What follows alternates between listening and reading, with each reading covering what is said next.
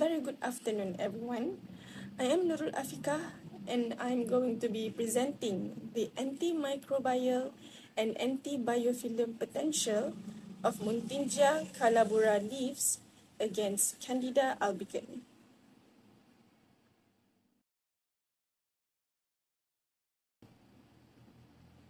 Muntingia calabura is one of the most recent plants to be granted with therapeutic characteristic. The extract from the leaves of this plant contain antimicrobial properties and could inhibit the pathogenic microorganism like Candida albicans. Azole is one of the most commonly used antifungal drugs, and it is considered to be the most effective antimicrobial medicine against fungi. Although long-term use of azole may cause an adverse effect to the body of the consumers. Therefore, I decided to use Muntingia calabura as an alternative medicine for antifungal development. The objective of this research is to observe the antimicrobial activity of ethanolic and methanolic extract of Muntingia calabura against Candida albicans by using this diffusion assay and also MIC and MFC test. Other than that, this research was also conducted to determine the antibiofilm potential of both ethanolic and methanolic extract. This research has proven to provide the beneficial knowledge to the student as well as the future researcher in this search for new antimicrobial agent. Muntingia calabura can be found in Central America, South America, Southern Mexico, St. Vincent, and also Trinidad. This species established itself in the tropical region with high vegetation. This plant was found to be effective in relieving the stomach ulcers, headache, and even edema.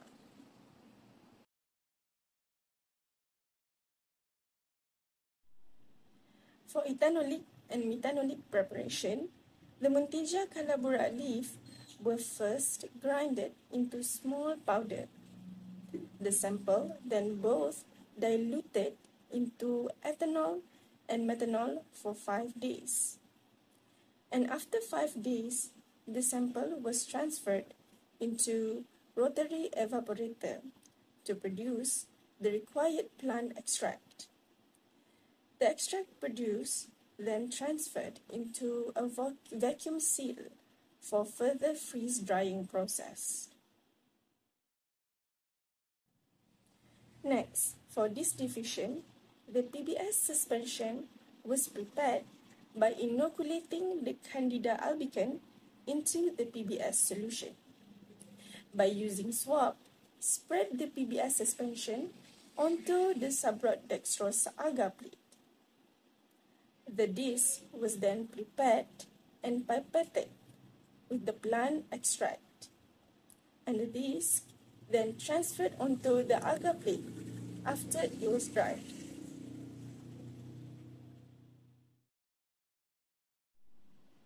Next, for MIC, 96 well plate was prepared. The subrod dextrose broth was pipetted into each well. Then, the serial dilution was performed while transferring the extract into the well. Once the broth and the extract were mixed, add the yeast suspension into the well. The MIC sample was then incubated for 48 hours under 37 degrees Celsius. For biofilm eradication, same method applied. The yeast suspension was prepared and pipetted into the 24-well plate. The sample was incubated for 24 hours for the biofilm to form. After 24 hours, the crystal violet was applied to stain the biofilm formed inside the well. Later, the solution was replaced with acetic acid to remove the extra stain in the well. The solution was then pipetted and transferred into a spectrophotometer to observe the absorbance.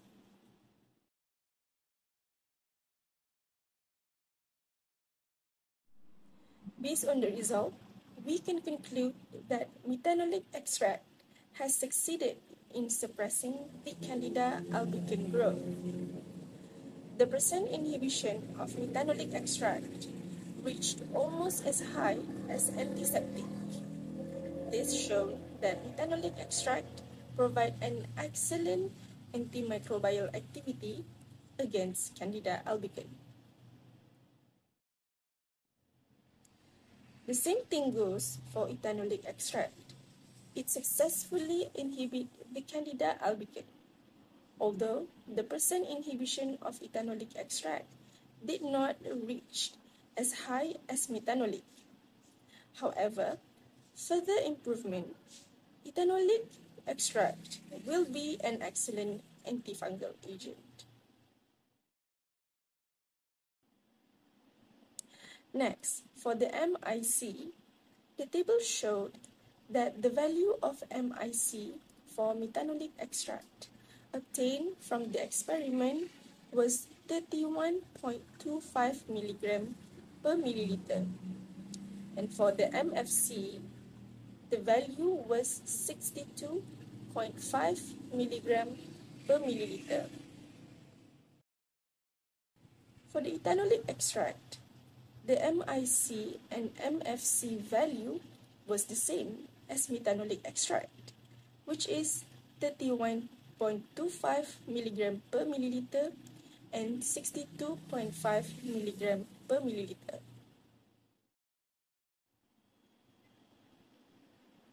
For biofilm eradication, we can observe that the minimum value of methanolic extract concentration had successfully inhibited the fungal biofilm in the well.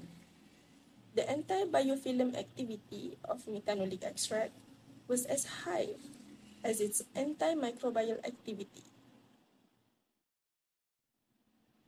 The same thing goes for ethanolic extract. This extract had successfully suppressed the Candida albicans biofilm in the well. Although this extract antibiofilm activity was not as high as methanolic activity, that has already reached more than 40% inhibition by just using the minimum concentration. From this, we can conclude that the methanolic extract of Muntingia calabura was more effective than ethanolic extract in both inhibiting the Candida albicans as well as eradicating the biofilm formation.